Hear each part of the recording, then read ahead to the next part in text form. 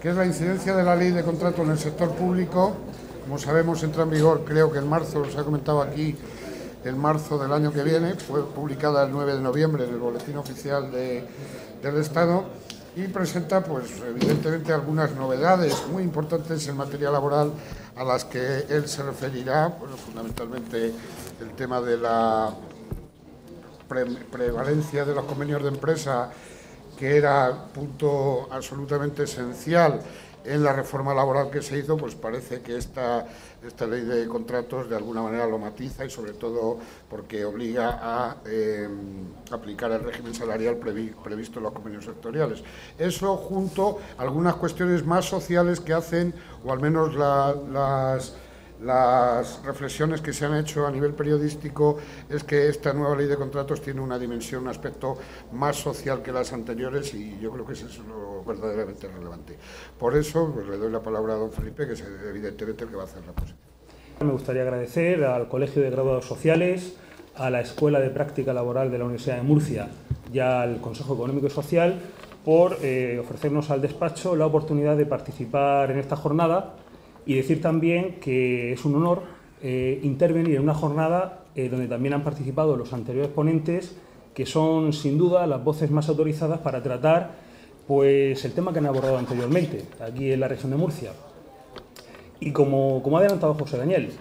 la reforma que deriva el pasado mes de noviembre, cuando se publicó en el Boletín Oficial del Estado, de esta ley de contratos del sector público, además de las novedades laborales que introduce, que son sumamente relevantes, y ese sería el interés directo que tiene esta normativa, tiene además una derivación y un interés que podríamos decir indirecto, que ya no solo alcanza a aquellas administraciones públicas que licitan estos contratos o a aquellas empresas que son contratistas, sino incluso a los prácticos en derecho del trabajo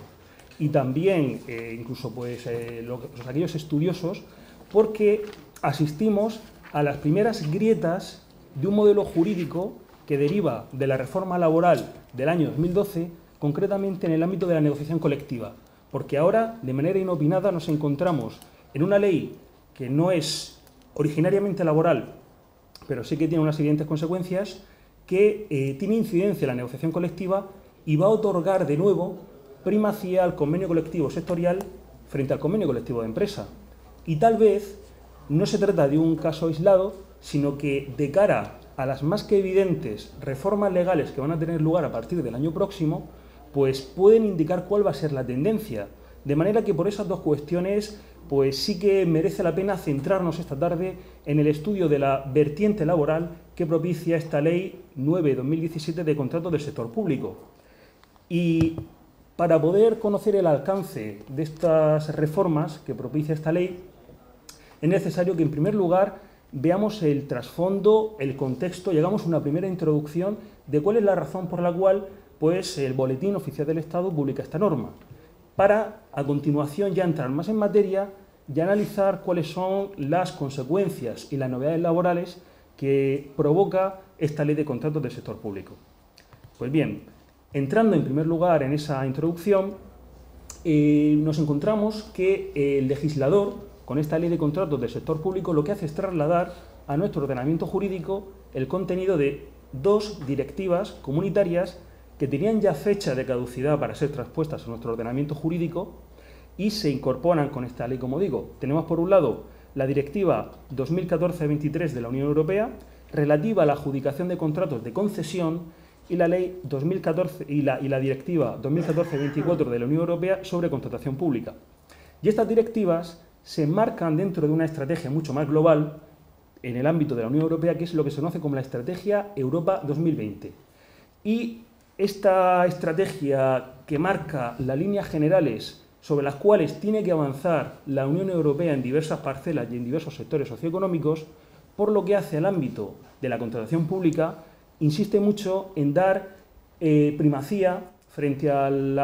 el perfil anterior de empresas contratistas de la Administración, que eran grandes empresas, dar cancha también a las pequeñas y medianas empresas, favorecer que estén inspiradas todas estas licitaciones no solo en criterios económicos, sino también en criterios de calidad, en criterios medioambientales y también en criterios sociales. Y esta es la parte que a nosotros nos interesa analizar. Se trata, como digo, de una estrategia mucho más global que viene a entender que la Administración, cuando contrata un servicio de suministro, cuando contrata una obra, no es o no debe actuar como una empresa privada, sino que debe actuar y debe estar basada en unos principios mucho más éticos, mucho más de calidad, precisamente por su condición de sector público, de agente público cuando hace una contratación.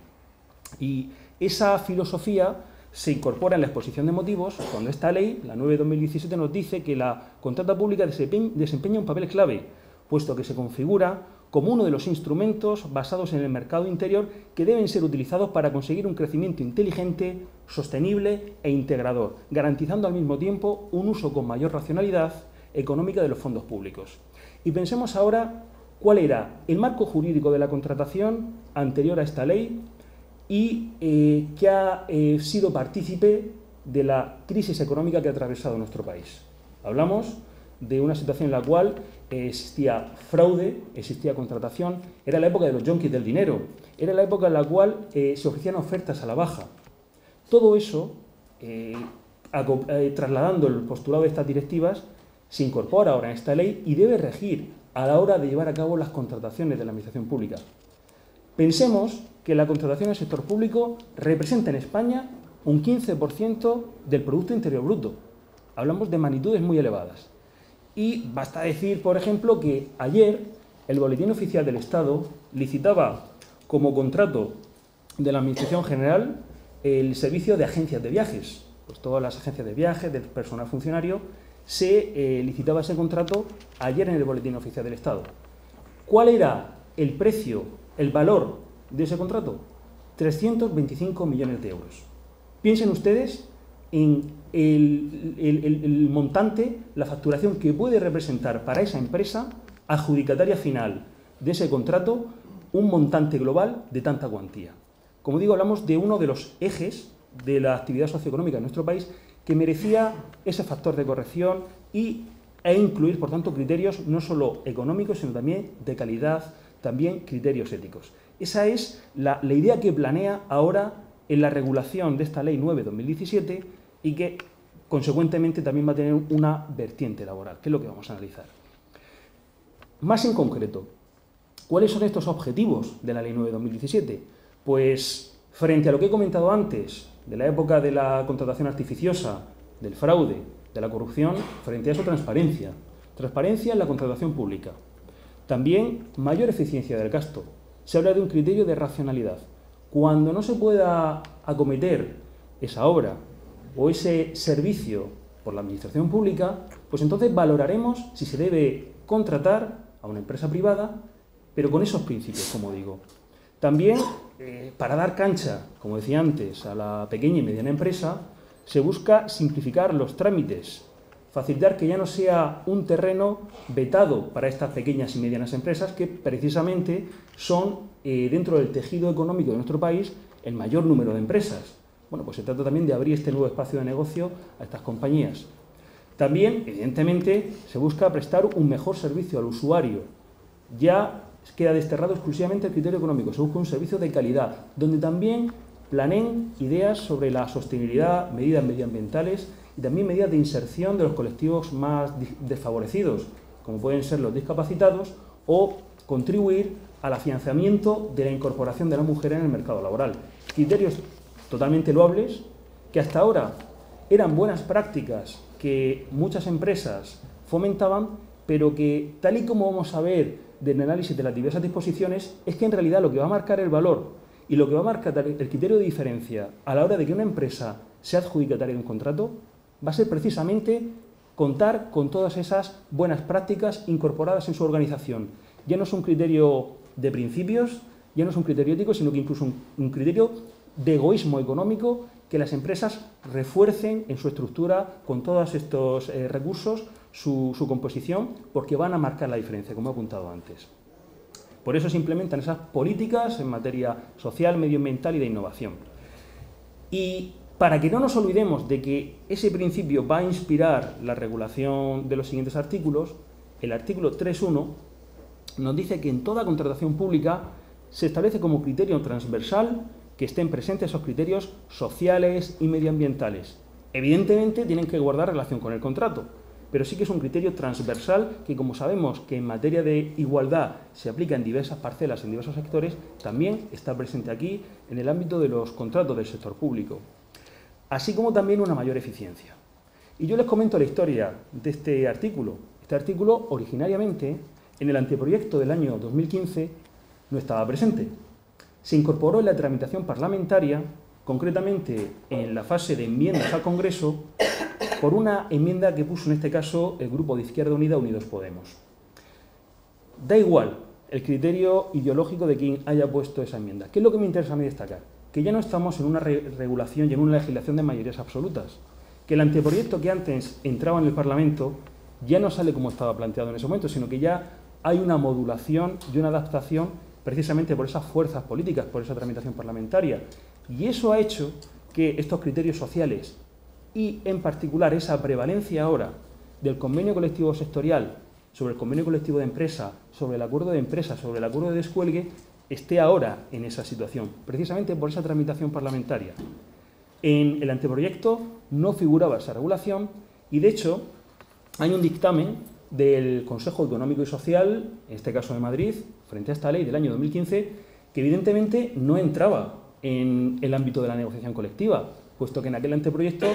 no se había planteado todavía los criterios de mantener las condiciones del convenio colectivo sectorial frente a otro producto de negociación colectiva que se hubiese negociado en la empresa. Es algo que va a venir con esa tramitación parlamentaria. Bueno, pues este es el principio del que está recogido en el artículo 3.1, que va a estar presente en toda la regulación. Y no voy a entrar, evidentemente, en el aspecto técnico de la contratación administrativa. Entiendo que este no es el foro, que aquí somos prácticos del derecho del trabajo, que somos empresarios, que o bien queremos favorecer que nuestra empresa pues, tenga más oportunidades de entrar en la contratación administrativa, o tenemos que asesorar a nuestros clientes sobre la manera de pues adaptar e implementar de la mejor manera posible esta regulación. Por eso no voy a entrar en los aspectos técnicos, pero sí que, evidentemente, dentro de esta introducción, interesa destacar que es una ley continuista. No es una revolución de la regulación de los contratos del sector público esta Ley 9/2017. En esencia, se va a mantener la regulación que venía en el texto del año 2011. Lo que se hace es implementar y trasladar a nuestro ordenamiento jurídico estas directivas y además, y esto ya es más de propia cosecha del legislador español para reaccionar frente a la corrupción, a todos los escándalos que siempre han ennegrecido la visión que teníamos todos de la contratación pública, pues también ha establecido diversas medidas de transparencia y de fomentar prácticas irregulares. Bueno, pues todo eso se incorpora en un texto cuya lectura, evidentemente, no es muy ligera, son 347 artículos muy técnicos y muy extensos como merece la materia, en el que además incorporan nada menos que 53 disposiciones adicionales, 5 disposiciones transitorias, disposiciones derogatorias y además 16 disposiciones finales y 6 anexos. Es decir, una lectura entretenida sin duda la de esta Ley 9/2017. Cosas también interesantes que incorpora esta ley, precisamente por esa idea de la transparencia, de la lucha contra la corrupción, es que en el ámbito subjetivo todos podemos pensar que la idea de licitador es la administración pública.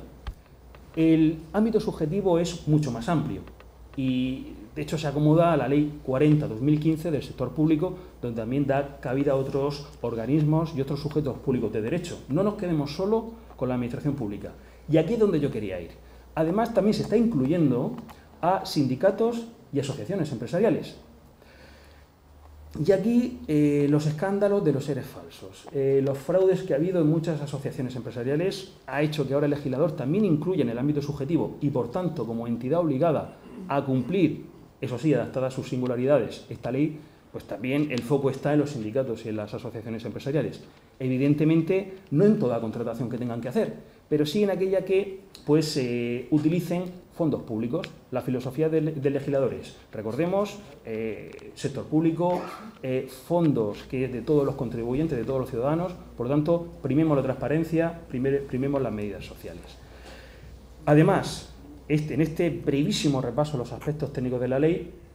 incluye órganos de control externo, pues ya no agota solo el control de la ejecución del contrato, la licitación o el perfil de los contratantes en la concreta administración local, regional, estatal, que está licitando ese contrato, sino que también esta ley prevé a nivel estatal organismos de control pues que se encargan de esa supervisión y del control de las cuentas de los fondos destinados a estos contratos.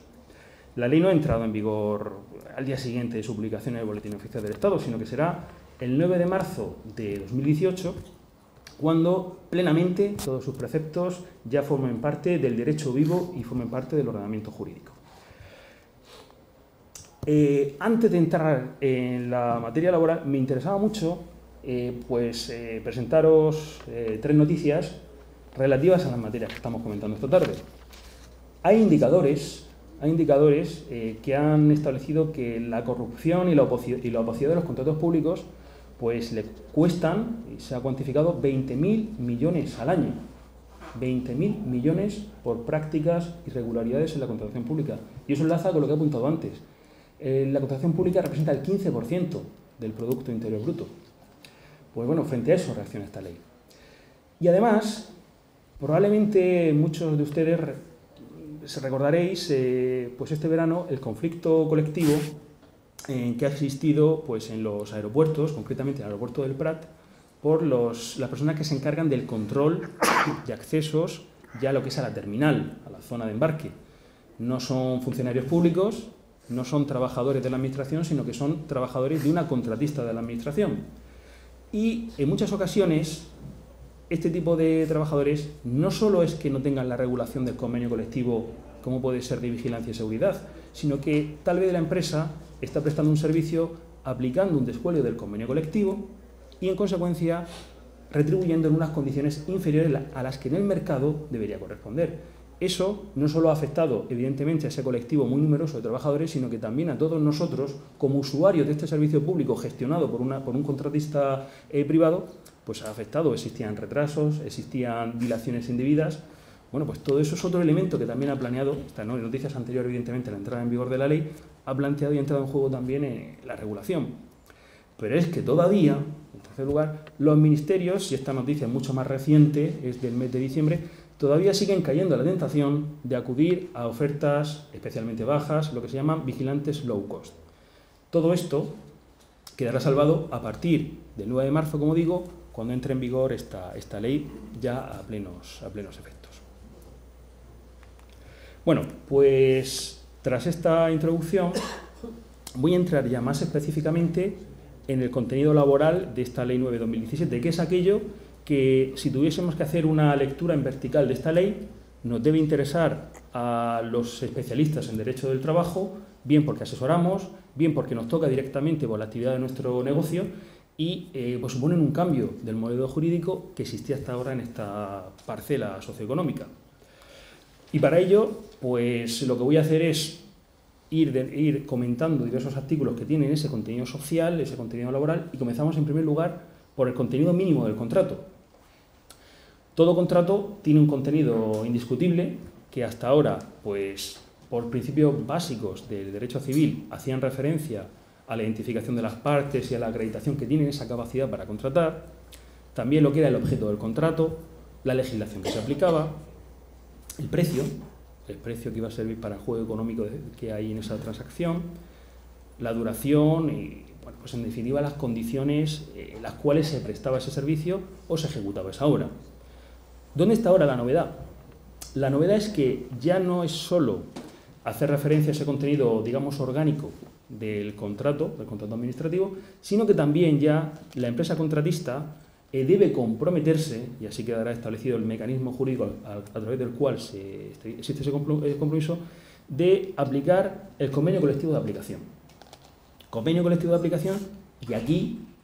donde no dice nada el legislador, no es necesario que nosotros tengamos que hacer una interpretación partidaria de que ese convenio colectivo de aplicación es el convenio colectivo sectorial. Tal y como está planteado en este artículo, ese convenio colectivo puede ser el convenio de empresa. Puede ser el acuerdo de empresa que tenga la compañía. Pero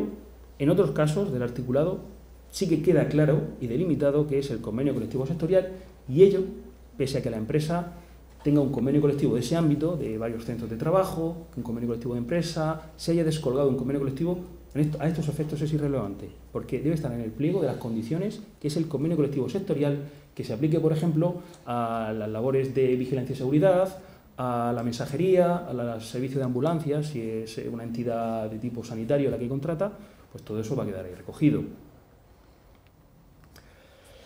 Prohibiciones de contratar. Ya no es solo que se haga referencia a ese contenido, sino que existe un filtro que yo creo que todos podemos entender que es perfectamente lícito por la condición de quien licita el contrato, que es la Administración, sujeto público de derecho que tiene una serie de principios constitucionales para los cuales y un servicio al ciudadano que debe cumplir. De manera que no pueden ser, y exigiría además un supuesto de nulidad del contrato o de recurso, aquellas contrataciones que se refieran a sanciones en materia de integración laboral y de igualdad de trabajadores discapacitados. Es decir, si una empresa no cubre con el requisito de ese 2% de trabajadores discapacitados en su contratación o no ha establecido los mecanismos alternativos para que pueda operar sea lícita y se pueda eximir de ello, puede ser sancionada. Además, también puede ser sancionada, en este caso, por infracción muy grave, no por infracción leve, no por infracción grave, sino por muy grave, en materia laboral o social, de acuerdo con lo establecido por esa ley de infracciones y sanciones del orden social, que yo creo que todos conocemos y pues que en este caso también resulta aplicable. Una interpretación y una llamada de atención. Puede suceder que mientras que se está tramitando, y en ocasiones el procedimiento es con las garantías necesarias, no es precisamente muy ejecutivo, muy rápido, pues en ese interim puede ser sancionada la empresa. Bien, la sanción, y por eso lo ponemos en negrita, debe ser firme. Por ello, no debería ser un obstáculo que una empresa que quiera ser contratista de la Administración, de ese poder adjudicador, pues esté sancionada, eso sí, siempre y cuando la sanción no sea firme. Mientras que se está en la vía administrativa, el recurso de alzada, las alegaciones previas o incluso la vía judicial con el procedimiento especial de impugnación de las sanciones, no es firme todavía la sanción. Por ello no debe ser un inconveniente, por mucho que la mesa de contratación pueda tener ciertas reservas, ciertas reticencias, pero lo que dice la ley, claro y meridiano, como podemos apreciar. Luego, otro requisito en el ámbito laboral sobre las prohibiciones de contratación, también aquí sí que son de pura lógica. No supera ese primer filtro de contratación a aquellas empresas pues que no se encuentren acorde con sus obligaciones tributarias o de seguridad social, o que no cumplan con el requisito de 2% de sus empleados si se dan los requisitos por son trabajadores con discapacidad. Todo esto antes no se mencionaba expresamente, se podía entender que estaba en la filosofía de la contratación que la empresa cumpliese todas sus obligaciones de responsabilidad social, pero lo que nos interesa a estos efectos es que el legislador le está dando la importancia que merece y para ello le está dando un lugar privilegiado dentro de los requisitos para que opere esa contratación en los términos adecuados y no sea objeto de un recurso. Y otro punto fuerte que conocemos también son, desde el año 2007, los planes de igualdad. Los planes de igualdad que son obligatorios para aquellas empresas que cuentan con más de 250 trabajadores, que son preceptivos y hasta meritorios para aquellas empresas que no tienen ese volumen de trabajadores, pero sí que negocian ese plan de igualdad. Pero aquí, de nuevo, pues se está estableciendo que si la empresa, por una plantilla estable o porque del juego de contrataciones temporales llega a ese umbral de los 250 trabajadores, está con ese volumen de plantilla, debe tener un plan de igualdad. Y eso, además de generar sanciones o requerimientos por parte de la Inspección de Trabajo, pues es un impedimento para que pueda llevarse a cabo lícitamente esa contratación. Como he apuntado antes, la obligación también de estar al corriente de las obligaciones tanto tributarias como de seguridad social. Y vamos a ver también la letra pequeña. Ninguna empresa puede verse libre que en determinadas circunstancias, pues por un error de gestión, porque ha tenido un problema de liquidez, evidentemente ninguna empresa está libre, por muy ética, por muy profesionalizada que esté, que en algún momento tenga un descubierto en seguridad social. Eso puede ocurrir y está en la trayectoria de cualquier compañía. Por eso se entiende, como sabemos, que se está al corriente de seguridad social si se ha solicitado un aplazamiento que evidentemente implica que se mantienen las sucesivas obligaciones de pago, se van a mantener de esos seguros sociales, y la deuda que se había generado se regulariza, pero de manera aplazada. A los ojos de la seguridad social y, por tanto, también a los ojos de los requisitos que marca esta ley, estamos también al corriente de nuestras obligaciones de seguridad social. Pero, claro es que si en algún momento se deja de pagar ese aplazamiento de deudas o bien se genera un nuevo descubierto en Seguridad Social, pues sí que se aplicaría esta prohibición de contratación. Todo esto se plantea en el momento de solicitar y entrar a la licitación del contrato.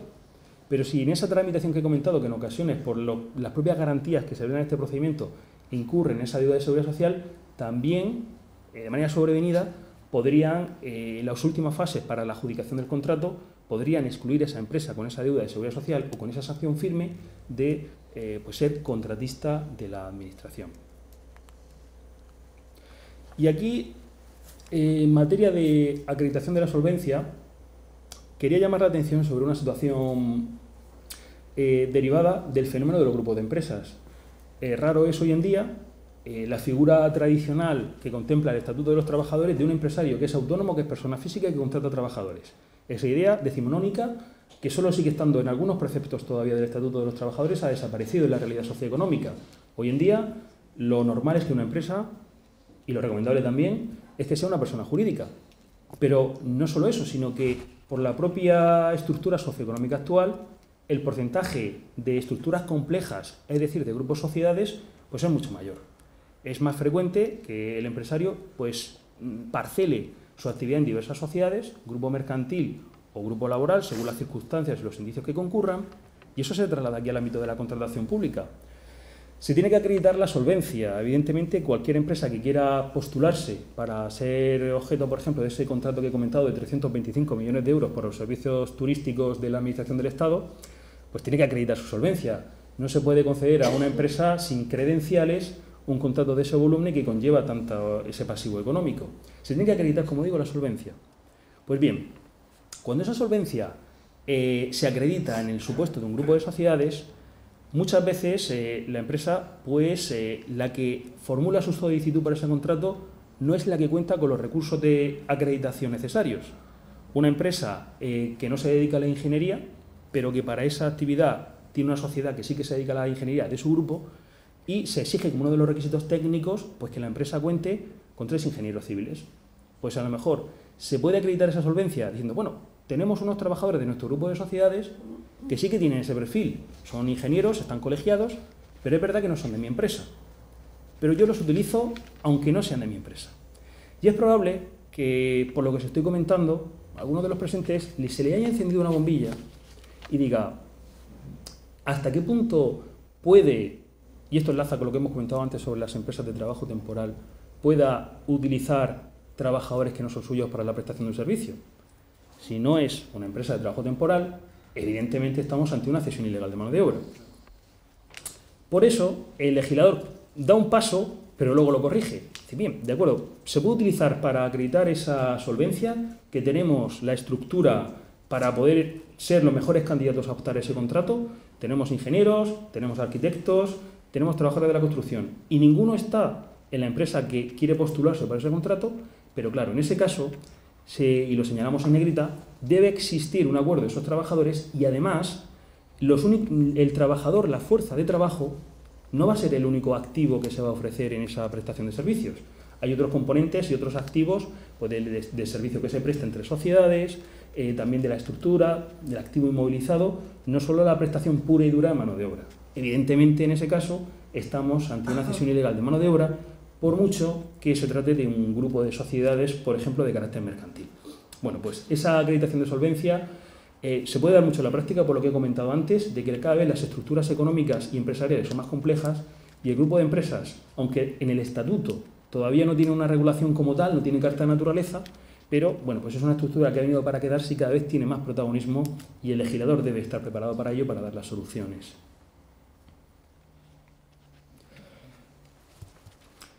A la hora de fijar el valor estimado del contrato y del precio, hasta ahora, pues cuando la mesa de contratación, cuando se licitaba ese contrato, no se tenía en cuenta el aspecto laboral, no se tenía en cuenta el pasivo laboral que implicaban pues pagar los salarios y seguros sociales de esos trabajadores de la contratista. Se olvidaba de ese punto y no formaba parte del valor del contrato y del precio. Todo eso hacía que aquellas empresas que entraban en esa contratación pues hiciesen ofertas a la baja y buscasen la manera de ahorrar todo lo posible en costes laborales. Frente a eso, frente a esa precariedad laboral, frente a esos supuestos de conflictividad, como el ejemplo que hemos visto de los vigilantes de seguridad del aeropuerto del Prat, precisamente porque seguramente en ese contrato no se tuvo en cuenta el aspecto económico, ya tenemos reconocido y tipificado expresamente que los convenios debe quedar en los contratos de servicios y concesiones, se debe tener en cuenta para ese valor estimado del contrato y el precio el coste del convenio colectivo, y dice sectorial, que sea de aplicación nacional,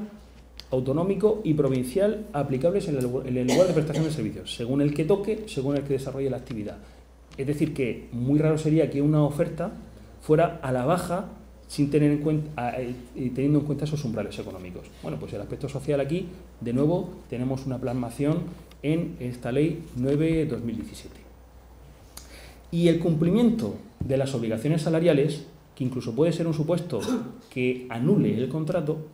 durante la ejecución del contrato, también aparece tipificado expresamente. Pues ese artículo 122 se encarga de decir que se debe aplicar el convenio colectivo sectorial. Y aquí un problema para los prácticos en Derecho, para graduados sociales y para abogados que nos encargamos de asesorar a empresas,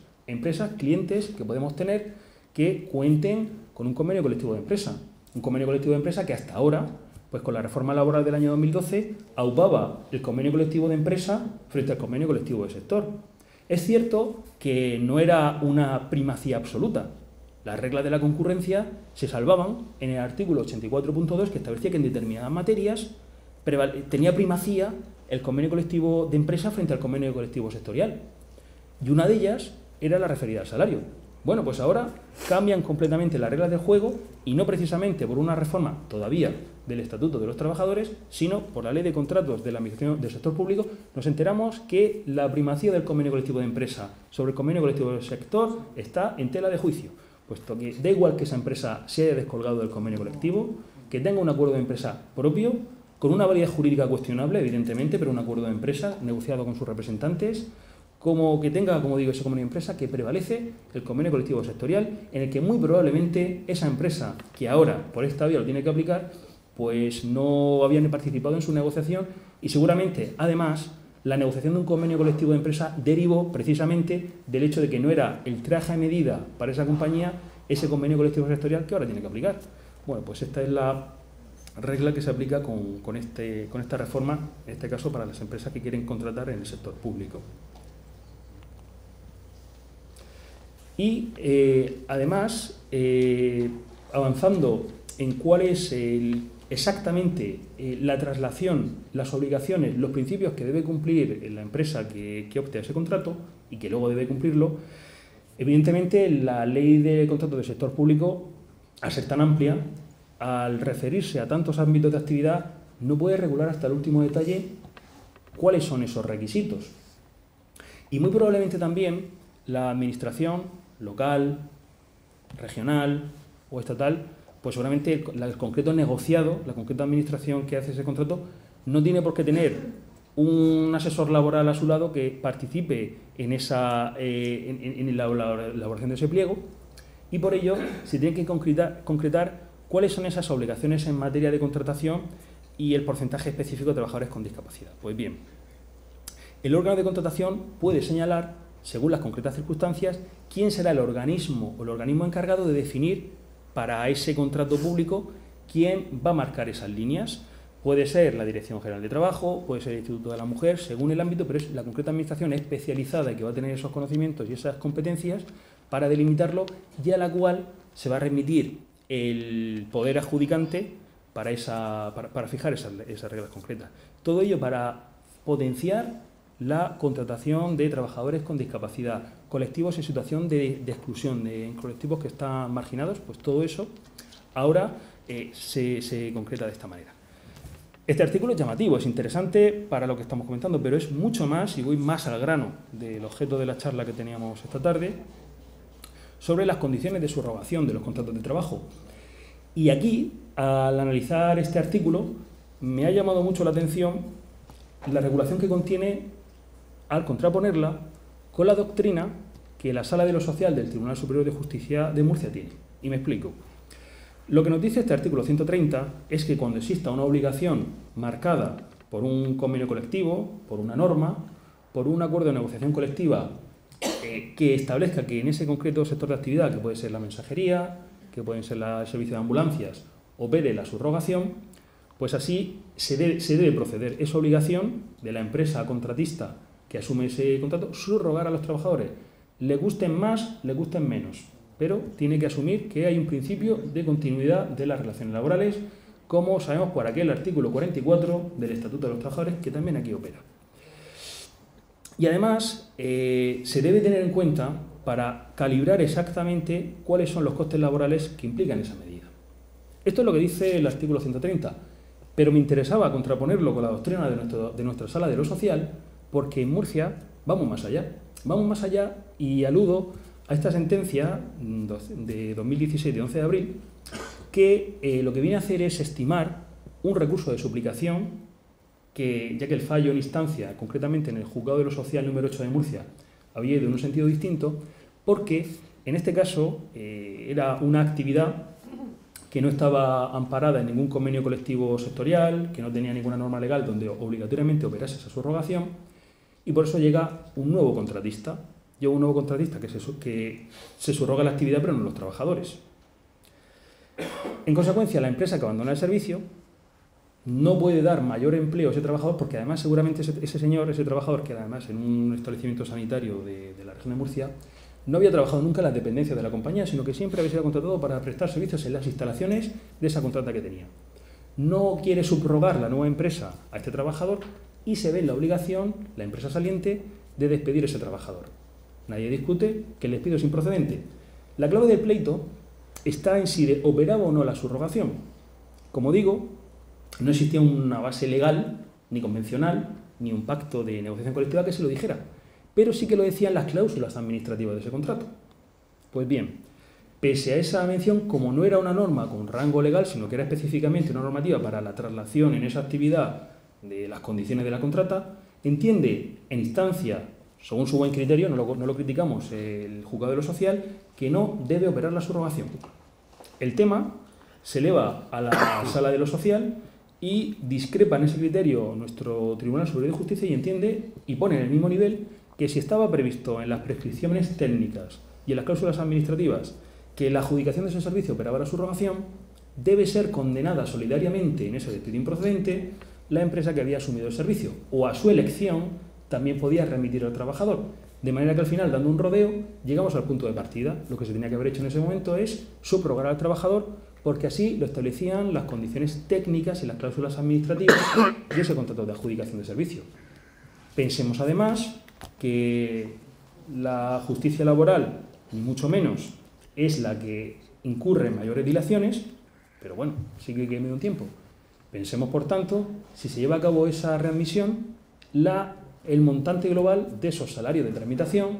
que, de proceder la readmisión, debe cumplir la empresa adjudicataria nueva de la contrata, con las cotizaciones adicionales. Bueno, pues por eso me ha parecido muy llamativo que el TSJ de Murcia, y no he encontrado una sentencia en un sentido distinto, va más allá, incluso antes de la aprobación de esta ley, del criterio que marca este artículo 130, en materia de subrogación de contratos de trabajo. Bueno, ¿y cuál es la información que cuando cede el testigo una empresa a otra se debe indicar para hacer esa cuantificación a ciencia cierta con el número exacto de cuál es el pasivo laboral, los salarios, los seguros sociales, los acuerdos de empresa salariales que pueda haber, que debe asumir la empresa entrante? Muchos convenios colectivos establecían cuál era esa información. Bueno, pues ahora lo que hace también este artículo 130 es detallar esa información necesaria. Bueno, pues el listado de personal adscrito a ese centro de trabajo, y no vale que aparezcan de repente trabajadores que eran de otro centro que casualmente pasan a trabajar ahí, sino los que estaban desde el primer momento ahí. El convenio colectivo de aplicación, aquí puede ser sectorial o de empresa, pero por la filosofía de la norma parece que sí que de todas debería hablarse del convenio colectivo sectorial. También, y lo que es muy importante, porque esto puede ser el germen de futuras reclamaciones en materia de categoría profesional, de derechos como antigüedad, de consolidación de mejoras voluntarias, pues cuál es la categoría, el tipo de contrato, la jornada, la fecha de su antigüedad, pues cuándo es el vencimiento del contrato si sobreviene esta subrogación con un contrato de obra o servicio, con un contrato eventual, y el salario bruto anual de cada trabajador, para que de esa manera la estimación pueda ser más exacta. Pues bien, la Administración al nuevo empresario debe informarle de este contenido para que diga, bueno, pues esto es el coste fijo al que yo me voy a tener que enfrentar, y con ese coste fijo yo tengo que hacer mi oferta. Mi oferta no solo en criterios económicos, sino también en criterios de calidad. Ocurre que si esa subrogación opera con trabajadores discapacitados, porque es un centro especial de empleo, no basta o no vale indicar que como la empresa que adquiere la ejecución de ese contrato es una empresa que es una sociedad limitada, una empresa privada, sin ningún aspecto de integración social, ningún aspecto pues de integración de discapacitados, no puede eximirse para subrogar a estos trabajadores discapacitados del centro especial de empleo. Pasarán a la nueva compañía un contrato en régimen laboral ordinario del Estatuto de los Trabajadores. Ya no será un centro especial de empleo, pero no es óbice, no es impedimento para que opere la subrogación la condición anterior que tenía esa compañía, como si es una cooperativa y son trabajadores, socios trabajadores los que se deben incorporar. Evidentemente, con los cambios legales oportunos, pasarían a ser trabajadores por cuenta ajena de esta nueva empresa. Y una duda que se nos plantea a todos aquellos que hemos tenido que analizar en un sentido o en otro la incidencia del personal laboral de la Administración, nos plantea este último guioncito que tenéis ahí, y es que si la Administración pública decide prestar directamente el servicio, tiene que subrogar al personal. Aquí tenemos una cuestión que no resuelve la ley, pero que va a generar bastantes interrogantes en la práctica, porque ya se suma una controversia jurídica que son indefinidos no fijos, son trabajadores indefinidos puros y duros. Sabemos que la contratación de la Administración pública, seamos personal funcionario o seamos personal laboral, opera en los principios de igualdad, mérito y capacidad.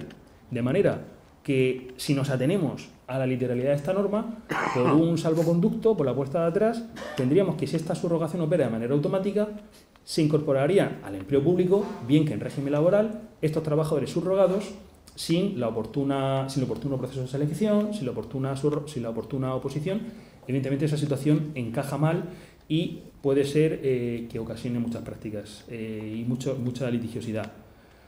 O también puede ocurrir que, más que llevar a cabo esa subrogación de personal, se amorticen por causas objetivas esos trabajadores en lugar de ser subrogados. Ahí tenemos un vacío normativo, tenemos una situación de inseguridad jurídica, tanto en este ámbito como en otros en los cuales pues en este tiempo se están produciendo la reversión de ciertos servicios que estaban externalizados, porque la Administración no puede continuar con esas contratas, y el personal laboral de esa contrata, que siempre ha estado prestando servicios en la Administración bajo esa contrata, pues se encuentra en una situación de incertidumbre y nos encontramos ahora mismo pronunciamientos judiciales en diversas direcciones. Se entiende que en el futuro esto se irá consolidando y se arrojará más luz sobre esta materia. ¿Y qué ocurre si no se cumplen con estos requisitos, si no se da la información necesaria o si no cumple con sus obligaciones? Pues evidentemente se van a incurrir en penalidades que pueden ser sanciones económicas o incluso la nulidad del contrato, por ser un elemento esencial el respeto de todas estas condiciones. Pero ¿qué ocurre si una vez que toma tierra la nueva empresa, los costes laborales son más de los que se habían informado? Porque aparecen de repente ciertos acuerdos de empresa que no se habían informado, ciertas condiciones más beneficiosas. Pues evidentemente en ese caso tendrá el nuevo contratista una acción directa frente a la empresa saliente, pues para reclamar los daños y perjuicios que puedan corresponder por haber omitido información, no haber sido suficientemente transparentes y dispararse el coste laboral de ese contrato. Pues evidentemente aquí es fair play en las dos direcciones. El que asume a los trabajadores por la subrogación y el que cede a los trabajadores debe dar toda la información para que esa oferta económica pues sea ajustada y adecuada. Y evidentemente, pues en caso de no es posible mantener la ejecución del contrato e incurrir en mora en el pago de los salarios, pues se tiene esa obligación también de responder puntualmente al pago de los salarios. A cambio, se instrumenta, y no me voy a detener ahora en este tema, medidas para garantizar el pago fluido de esos servicios por parte de la Administración, que no incurre en este caso en morosidad la Administración. Bueno, pues queda en la Carta de los Reyes Magos, es una declaración programática muy bonita, una serie de ideas que también es importante en este breve repaso que estamos haciendo de los aspectos laborales de la NUE de 2017 que no debemos olvidar. Y también es bastante llamativo cómo cambia el criterio a la hora de determinar cuál es la oferta válida para la adjudicación del contrato. A diferencia de lo que decía el anterior texto del año 2011, que se basaba en la oferta más económica, básicamente venía a decir eso, decía que era la que menos coste implicase, ahora ya no solo se habla de precio, sino que también se habla de calidad. Es decir, lo que se va a fomentar ahora es pues, la integración social de colectivos que estaban especialmente marginados o que tenían menos empleabilidad, como ocurre en el caso de los trabajadores discapacitados, también fortalecer y fomentar la masiva incorporación de la mujer al mercado laboral, sobre todo cuando ha tenido que conciliar pues, por su maternidad, cuidado de hijos, y tiene que volver al mercado del trabajo, pues todo eso está expresamente reconocido en la legislación. Como digo, fomento de la contratación femenina. Y además, y desde luego no es una información irrelevante, ese compromiso, al menos que quede por escrito, de que la empresa que va a adjudicarse el contrato, a la hora de fijar el precio, va a tener en cuenta también la prevención de riesgos laborales. Integrar la prevención desde el primer momento. Parece que es, de la estructura de gastos de la empresa, la última de todas, pues invertir en prevención, actualizar los equipos de protección individual, hacer los estudios pertinentes. Bueno, pues no nos sobra ni mucho menos que esa mención aparezca también aquí, dentro de esos criterios para fijar la relación calidad-precio. Y podemos advertir hasta qué punto le está dando importancia el legislador a todos estos factores sociales, además de los medioambientales, que en caso de desempate, porque dos ofertas están muy cercanas una de otra y potencialmente pueden las dos ser meritorias de ese contrato, que para el desempate se van a tener en cuenta el aspecto social, el aspecto de integración de los trabajadores discapacitados, e incluso, y lo pongo aquí, el hecho de que se supere más del 2% de los trabajadores discapacitados en la empresa, que el porcentaje de mujeres contratadas sea superior al de varones, que el porcentaje de trabajadores contratados discapacitados, la fijeza sea mayor que en otras empresas. Hasta ese punto, los criterios éticos, los criterios de calidad están presentes también a la hora de favorecer ese desempate entre dos ofertas que potencialmente pueden ser adjudicatarias del contrato. Y pese a todos estos filtros que os estoy comentando, si pese a todo hay alguna empresa que hace alguna oferta que califica la ley como anormalmente baja, pues se instrumenta un mecanismo que la propia Administración parte de que si es inferior al precio de mercado ese contrato, inferior al precio anterior de la empresa saliente, hay una presunción de que la oferta es anormalmente baja. Y esto es importante porque la carga de la prueba de que sí se han aplicado los criterios del convenio colectivo sectorial, que sí que se han aplicado los aspectos sociales, corresponde a la empresa. No es la Administración la que tiene que probar el carácter fraudulento o irregular de esa oferta. Se establecen diversos mecanismos que pueden invalidar directamente esa oferta. Y en la ejecución del contrato, artículo 201, pues ya es la dinámica, una vez que está en la operativa del día a día de la empresa, no pensemos que una vez que hemos cumplido con todos esos requisitos, la empresa puede dejar de aplicar esas condiciones laborales que marca el convenio colectivo o empieza a despedir a los trabajadores discapacitados, sino que también en la ejecución del contrato se articulan diversas herramientas para que se haga un seguimiento de que sí que se está al corriente en seguridad social, que sí que se están pagando los salarios, que sí que están el porcentaje adecuado de trabajadores discapacitados o se han establecido las medidas alternativas. Y esto es llamativo porque es un cambio importante y, de hecho, hay un criterio jurídico que cambia con lo que está estableciendo esta ley. Y cito simplemente una sentencia de julio del año 2017 del Tribunal Superior de Justicia de Madrid que rechazaba como criterio social el hecho de que para una contrata de vigilancia y seguridad se estableciese una mayor baremación a aquellas empresas que se comprometiesen a aplicar el convenio colectivo estatal de vigilancia y seguridad. Pues lo que para los tribunales, antes de esta ley, era un demérito, era algo que inflaba innecesariamente el precio de esa contrata, ahora lo estamos potenciando con esta ley. El cambio de mentalidad en ese sentido, en esta concreta parcela, es muy significativo, precisamente por el hecho de fomentar todos estos principios. Y, además,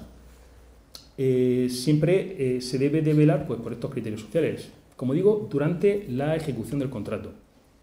Y aquí me detengo, sobre todo, en ese punto que pongo al final. Garantizar el cumplimiento de los convenios colectivos sectoriales y territoriales aplicables durante la vigencia de la contrata. ¿Y a dónde voy con esto? Puede ser que en toda la fase previa de control de la oferta se comprometa a la empresa a aplicar el convenio colectivo sectorial. ¿Pero qué ocurre al día siguiente si ha sido adjudicataria del contrato? Pues a lo mejor puede además tener causa y puede tener un acuerdo con los representantes de los trabajadores, solicitar un descuelgue del convenio colectivo sectorial. Se había comprometido a respetar el convenio colectivo sectorial, pero pues por unos problemas de tesorería, porque desciende el importe neto de la cifra de negocio, pues la empresa tiene que descolgarse del convenio colectivo sectorial o quiere negociar un convenio colectivo de empresa. Y la verdad es que con la regulación que contiene el artículo 84.2 del Estatuto de los Trabajadores, parece que estaría legitimada tanto para el descuelgue como para negociar un convenio colectivo de empresa si se dan todos los requisitos. Pero con esta mención de garantizar el cumplimiento de los convenios colectivos sectoriales que establece en materia de ejecución ya de la contrata esta ley, pues muy probablemente podría entenderse que es un supuesto de penalización, no de anular el contrato, pero sí de penalización el hecho de que la empresa lleve a cabo una de esas medidas de flexibilidad interna. Nos están imponiendo, por tanto, la aplicación del convenio colectivo sectorial. Y hay algún autor, en un análisis de urgencia de esta norma, estamos hablando que pues hace un mes y poco que ha sido publicada, que ya se está cuestionando la constitucionalidad de este tipo de preceptos, que están imponiendo la aplicación de un convenio colectivo sectorial que, como he apuntado antes, pues igual no es el traje a medida de la empresa, ni siquiera ha participado en su negociación y puede tener una regulación que, más que favorecer, entorpece la gestión de los recursos humanos de esa empresa. Bueno, pues ahí lo dejo y haremos un seguimiento para saber qué recorrido tiene esta medida. Sobre la mención a los convenios colectivos sectoriales, lo he mencionado antes, no estaba en el anteproyecto de 2015 y deriva de la tramitación parlamentaria pues por los bloques más de izquierda, de Unidos Podemos, Izquierda Unida, que fueron los que incorporaron en sus enmiendas, a cambio de que se publicase y pasase la tramitación del Senado, la regulación de este artículo pues con estas menciones específicas al convenio colectivo sectorial. Y con esto termino ya. Por lo que hace a la subcontratación de actividades, no está ni mucho menos prescrito ni prohibido que la adjudicataria del contrato, la contrata, pueda subcontratar una parte de la ejecución del contrato. Pues está previsto, artículo 42 del Estatuto de los Trabajadores, sin irnos a las disposiciones del Código Civil, y así se puede hacer. Pero en ese caso siempre deberá cumplir también todos los requisitos de la empresa subcontratada, conforme a lo que se establecen las cláusulas particulares y generales de esa contratación. Y además aquí, cuando se produce la subcontratación, se encarga muy mucho el legislador de delimitar la responsabilidad de cualquier infracción que pueda haber en materia de seguridad social, en materia de pago de los salarios, diciendo, sí, yo le permito a usted, empresario, que pueda subcontratar parte de su actividad, no se lo voy a impedir, pero yo aquí actúo como promotor, es decir, yo no voy a tener, por mucho que usted me informe que va a subcontratar la actividad, y además me lo informe de manera sobrevenida, es decir, que igual en su proyecto de licitación del contrato, usted no tiene intención de subcontratarlo y lo ha hecho posteriormente porque es una medida de eficiencia. No se lo vamos a discutir, lo puede hacer. Pero, en ese caso, si hay cualquier irregularidad, cualquier responsabilidad laboral, la Administración expresamente no se declara responsable, sino que en todo caso será responsable solidaria, como ocurre en el régimen de las contratas y subcontratas del artículo 42 del Estatuto de los Trabajadores, la empresa principal. De esa manera quedaría. Bien, pues estos serían los aspectos, en un repaso muy rápido, más destacables como laboralistas que nos interesan de esta Ley 9/2017. Y como conclusión, además de valorar muy positivamente pues, los principios, sobre todo de transparencia, de incorporación de los criterios sociales en la contratación, de lo que he manifestado hasta ahora, sí que de nuevo me interesa llamar la atención sobre el hecho de que ahora todas estas medidas de fomento de los trabajadores de discapacitados, de incorporación y fortalecer la incorporación de la mujer al mercado de trabajo, los principios medioambientales, ya no son solo buenas prácticas, ya no es algo que contribuye a la imagen de marca de la empresa, que sí, sino que es que ahora marca la diferencia. Por eso, a todas aquellas empresas que vayan a ser contratistas de la Administración, les interesa invertir muy mucho en todo este tipo de medidas porque es la garantía, como estamos viendo, de que puedan pues, ser al final las adjudicatarias de ese contrato. Muchísimas gracias y quedo a vuestra disposición para cualquier consulta.